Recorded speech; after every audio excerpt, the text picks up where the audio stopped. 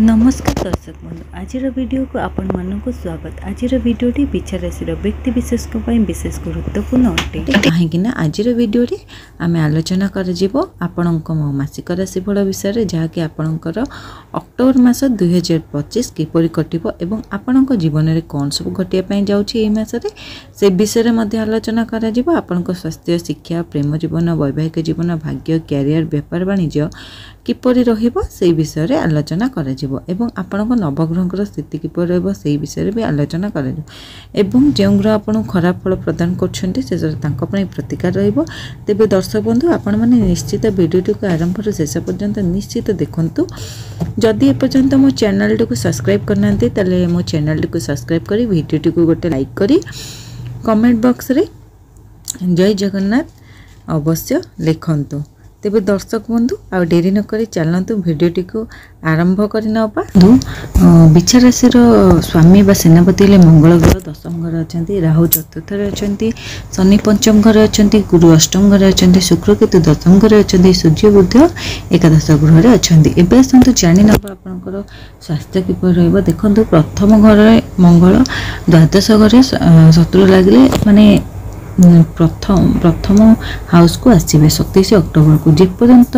राशि स्वामी द्वादश घर अच्छा आपणकर हेल्थ रे टिके प्रॉब्लम आसो कहीं द्वादश घर होता है हॉस्पिटल घर जुआड़े ट्रैवलिंग करछंती टिके माने जाउछंती काम को जाउछंती आपन को ठंडा लगी पारे ठंडा धरी पारे कि आपन के एलर्जी भली टिके देखा जाई पारे बार बार आपन हॉस्पिटल को जाई पारंती कि हॉस्पिटल रोड दे के अतिक्रम करि पारंती आपन को खाइबा पीबारे टिके ध्यान देबार अछि बुलाबुली पर भी टिके ध्यान देबार अछि 27 अक्टोबर पर्यंत ध्यान देबार अछि। परे मंगल जेबे प्रथम गृह को आसीबे तो रोचक राजयोग बनइबे हेल्थ रे आपनकर रिकवरी हे जिवो आपन किंतु 27 अक्टोबर पर्यंत टिके आपन खाद्यपेय उपर ध्यान देवा को पड़िबो।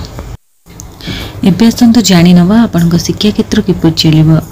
देखंतु पंचम रे शनि अच्छा पंचम घरे गुरु अच्छा नवम को आसी जीवे 19 अक्टोबर को एत भल हो सीधा दृष्टि पंचम स्थान को देवे बहुत भल अच्छी 9 घर होता है आपंकर शिक्षार घर होता है बृहस्पति उच्च स्तर को होइजिबे शनि मध्य पंचम रे आपणकर कमती करेंगे आपण सीरीयस हो जाए सब कथा को लेकिन किंतु आपनकर फोकस रहिबो आपन को पढ़ा पढ़ी कि नहीं कि आपन परिश्रम भल देखा जाउची विद्यार्थी मानन पई बहुत भल अच्छी आपन जति एडमिशन फॉर्म फिलअप करबे को चाहते बहुत भल अच्छी एग्जाम मध्य आपनकर भल देखा जाउची आपनकर भल पाठ पढ़ारे हबो। एबे आसतु जानि नबा आपनकर लव रिलेशन विषय किपर चलो देखो पंचम शनि अच्छा एवं बृहस्पति नवम को आसवे मंगल प्रथम को आसीजे शनि पंचम माने इंडिकेट करुच्ची कि आपण सांगरे जी मिसअंडरस्टैंडिंग थिला कि आपणकर मनांतर मतांतर थिला भूल बुझाणा थिला सब कुछ आपणकर रिकवरी हो जाठार आहरी भल भल होबार अच्छी। जेबे मंगल निज राशि को पंचम को आसवे 27 अक्टोबर को मास लव पार्टनर को नहीं बहुत भल अच्छी 19 अक्टोबर पर मत भल अच्छी पार्टनर को सहित भल अच्छी पार्टनर को सहित निजे बुझीपारे पार्टनर को जदि आपणकर किसी झड़ा झांटी होता कि मतांतर होता आप बुझीपारे आपणकर आग्रेसन अच्छी ता मध्य कंट्रोल करिहेबो 19 अक्टोबर रो 19 अक्टोबर आपनकर सब भल ही भल हेबो। एबे आसतु जानि नबा आपनकर मैरिड लाइफ वैवाहिक जीवन किपर कटिबो देखंतु सप्तम घरे शनि नवम गृह अच्छा गुरु मध्य सप्तम दृष्टि देखुं मंगल भी देखुं चतुर्थ दृष्टि शुक्र द्वितीय अच्छा सूर्य चतुर्थ को आसीजे बकरी मैंने भाग्य स्थान रे शनि मार्गी हेबे अक्टोबर नुहे नवेम्बर को जदि आपनकर किसी फैमिली प्लानिंग कहार प्रश्न अच्छी ए मास सपोर्टिव रहिबो कि नवेम्बर मध्य भल अच्छी मैरिड लाइफ रे मंगल तो सप्तम गृह को देखुं मंगल दृष्टि अशुभ होता है प्रथम 19 अक्टोबर पूर्व मु कहबी गुरुंकर दृष्टि नहीं 19 अक्टोबर पूर्व मंगल दृष्टि पड़ो माने आपणक लाइफ पार्टनर आग्रेसन देखेबे अत्यधिक रागिबा सर्ट टेम्पर माने भीषण रागी जीवा कि आपन धैर्य शक्ति कम होगा सब देखा मिल कहीं मंगलर चतुर्थ दृष्टि सप्तम घरे पड़ुछि एसबू लाइफ पार्टनर भितर रहिबा कारण आपण भितर मनांतर मतंतर भली समस्या देखा दे पारे। जेबे गुरुंकर दृष्टि सप्तम को पड़ो प्रथम रे रिकवरी हम किंतु फैमिली प्लानिंग पे ए मास जमा भी सपोर्टिंग रही आपड़ से दूरे रुहतु। अभ्यासतु जानी नबा आपणकर भाग्य विषय भाग्य कौन रही देखु नवम घरे शनि अच्छा भाग्यर स्वामी बृहस्पति द्वादश अच्छा प्रथम को आसीजे 19 अक्टोबर को जेबे गुरु प्रथम को आसबे पंचम दृष्टि देखिए बृहस्पति रु 3टी दृष्टि अच्छी तृतीय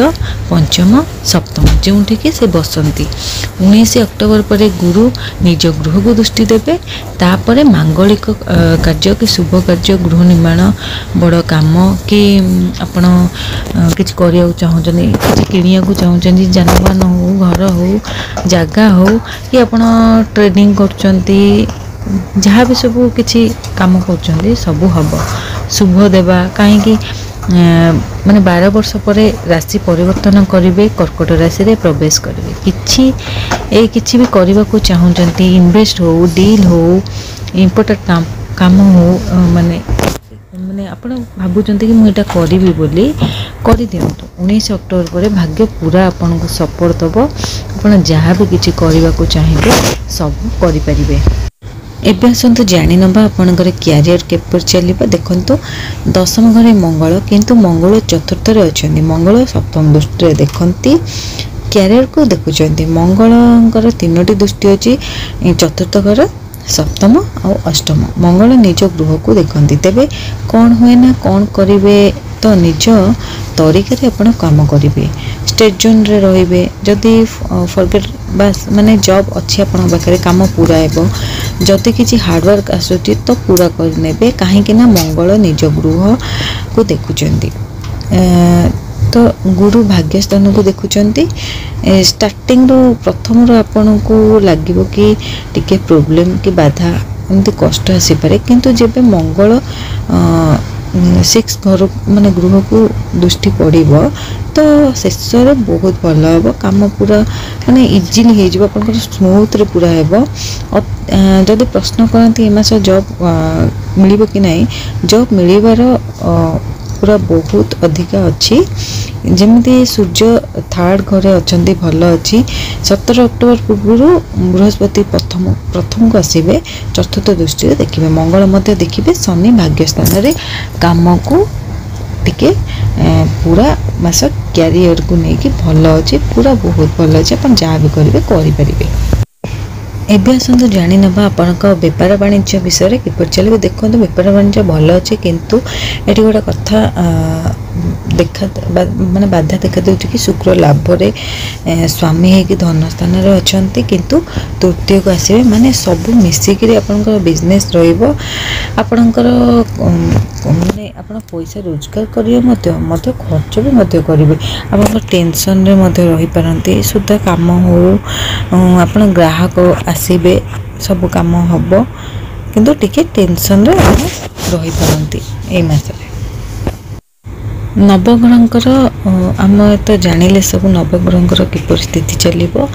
आ सबकि तो जानिले शेष चलतु जानी नवा आपणकर प्रतिकार विषय देखु प्रतिकार गुरु बीज मंत्र पाठ करूँ हनुमान चालीसा पाठ करूँ माछ कि पक्षी पशु को दाना दिंतु सबकि ठीक है सूर्य को जल अर्पण निश्चित करूँ सबकि ठीक है।